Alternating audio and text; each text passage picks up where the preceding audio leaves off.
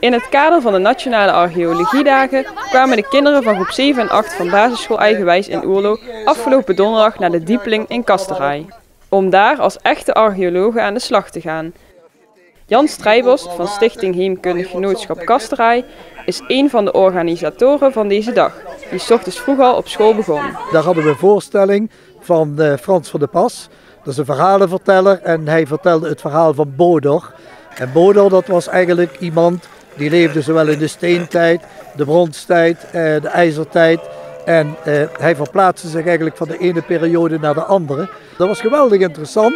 Kinderen werden er ook heel nauw bij betrokken, mochten af en toe meehelpen met dingen doen. Ze gingen op jacht als echte jagers met een speer. En ja, dan liepen daar een stuk of 5 kinderen liepen daar rond als echte jagers. Dus dat was geweldig gezellig, leuk, maar ook heel leerzaam. De IJsselsteinse gedeputeerde Hans Teunissen was ook aanwezig om te benadrukken wat het nut van archeologie is. Als provincie vinden we het belangrijk dat de archeologische vondsten als het ware in etalage gezet worden. En hier in Kasteraai doen ze dat en laten ze vooral kinderen, en dat vind ik het belangrijkste, kinderen proeven aan de archeologie. Wat vind je ervan dat de school dit organiseert voor jullie? Leuk. Leuk. En waarom vind je dat leuk? Zodat we niet hoeven te leren. Het is wel leerzaam, alleen dan doen we het zeg maar gewoon buiten school. Hier leren we ook wel iets, maar niet wat we altijd hetzelfde doen. We willen ze nog veel actiever het gevoel geven van wat doet een archeoloog nou eigenlijk. En vandaar dat we gezegd hebben, goh, de Diepeling, dat is een terrein, daar hebben we zelf als Stichting Heemkundig Genootschap, hebben daar verschillende keren ook archeologische vondsten gedaan. We hebben fossielen gevonden en dergelijke. We zeiden, het zou nou heel leuk zijn als ook die kinderen, als die hier nou eens echt konden gaan graven of met een metaaldetector konden zoeken naar metalen stukjes. Dat zou voor de kinderen echt het gevoel geven, nu ben ik als een echte archeoloog bezig. Wat hebben jullie hier net gedaan? Kun je dat even uitleggen? We hebben met een metaaldetector geld gezocht dat hier onder de grond zit. En dan mogen we dat geld houden. Wat ben je hier nu aan het maken?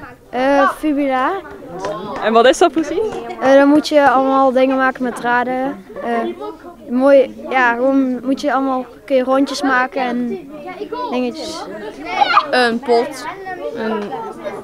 Net zoals dat vroeger ook deden. Op deze manier kennismaken met archeologie is heel anders dan een geschiedenisles in de klas. Wat heb je allemaal al geleerd vandaag? Hoe het zeg maar allemaal vroeger ging en en wat er in de ijzeren tijd gebeurde.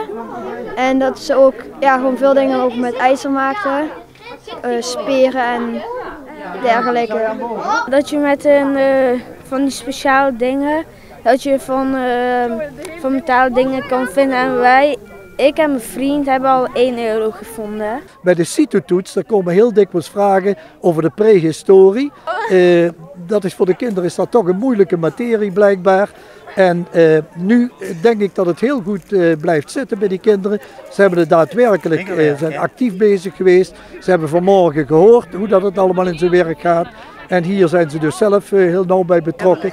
Dus ik denk dat het nou voor de kinderen, voor deze kinderen heel goed blijft zitten. Heel goed beklijft wat nou eigenlijk die prehistorie en de bronstijd en de ijzertijd, wat dat precies inhield. Gaan we naar Lisanne? Nee! Ja. Ja, allemaal uitgegraven, zwarte kotten en sporen te zien zijn. En dan mogen ze dadelijk gaan graven. Scherven.